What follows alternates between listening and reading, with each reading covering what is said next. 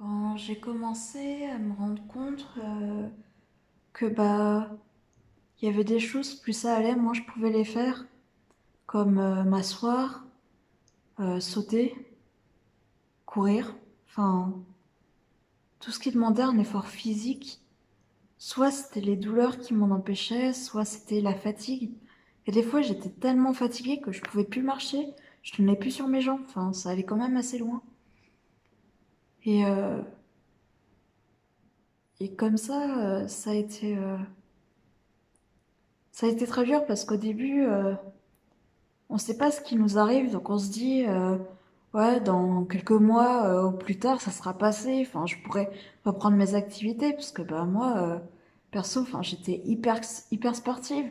J'étais tout le temps fourrée dehors. Enfin, j'avais toujours une excuse. Et puis avec mon frère, on allait souvent faire du foot ou alors courir, enfin prendre des bouts de bois pour nous imaginer que c'était des sabres laser, et puis on se combattait, enfin on inventait plein d'histoires, mais c'était assez physique, parce qu'on montait sur les buts, alors c'est dans le village, sur le terrain de loisirs, il y a des buts de terre, et on s'amusait à courir là-dessus, c'était celui qui allait le plus vite, ou celui qui arrivait à le faire en vélo, enfin on faisait plein de trucs comme ça.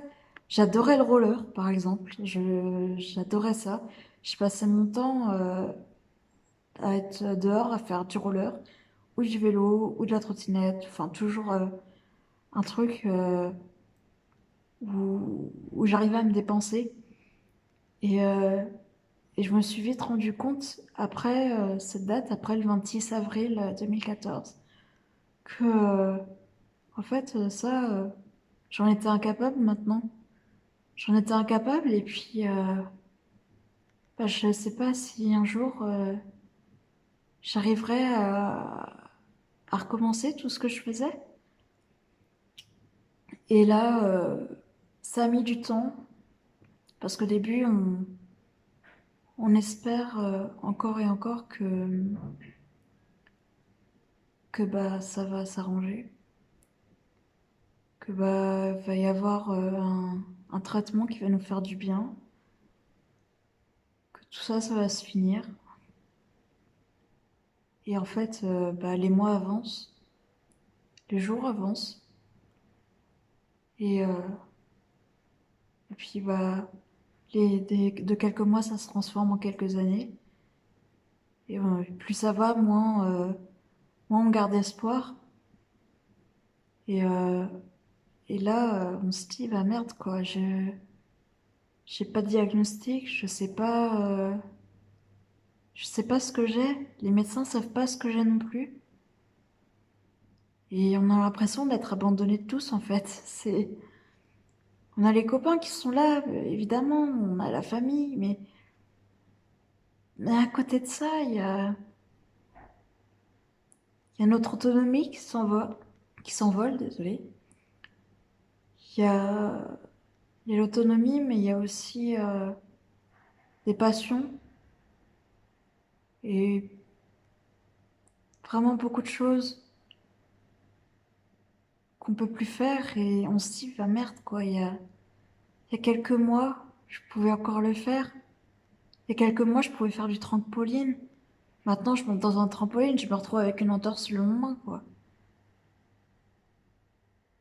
Et, euh, et ça fait mal, ça fait vachement mal et tout le monde autour de nous passe son temps à dire, ça va passer, ça va aller mieux. Il n'y a pas de raison que ça aille pas mieux et tout ça.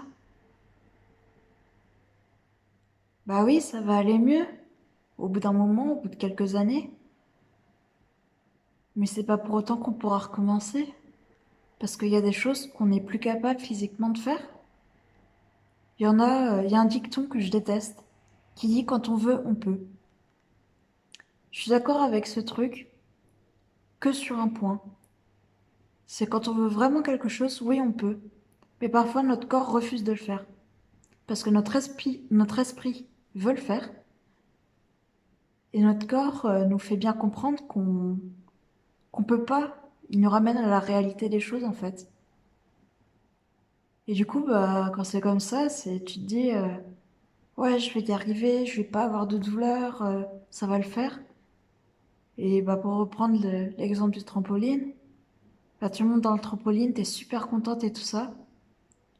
Tu prends ton élan, tu sautes, et quand t'atterris, t'as une douleur fulgurante qui te prend dans la fesse, dans les jambes, dans le dos. Et le lendemain, tu peux plus marcher. Tu peux plus marcher parce que t'as plus de force, parce que t'as trop de douleur, et tu fais des crises pas possibles. Et ça, oui, ça s'atténue avec le temps parce qu'on s'habitue à la douleur, parce que il y a des traitements qui sont découverts, mais mais il y a des choses, et ça, enfin, on a beau le répéter, il y a peu de gens qui le comprennent, mais il y a des choses qu'on ne peut pas faire, même si on le souhaite de tout notre cœur. Parce qu'il faut comprendre que ça a changé, que oui, ça, on peut plus le faire, mais il faut pas non plus tomber dans la dépression dans le sens où bah, faut réussir à passer le cap et se dire ça, je peux pas le faire, ok, je peux plus, je pourrais peut-être plus jamais. Mais il y a ça que j'ai appris. J'ai rencontré telle ou telle personne grâce à cette maladie, ou du moins grâce à ces douleurs qui m'ont amené à droite à gauche, qui m'ont fait rencontrer des personnes importantes. Et ça, c'est important de le rappeler.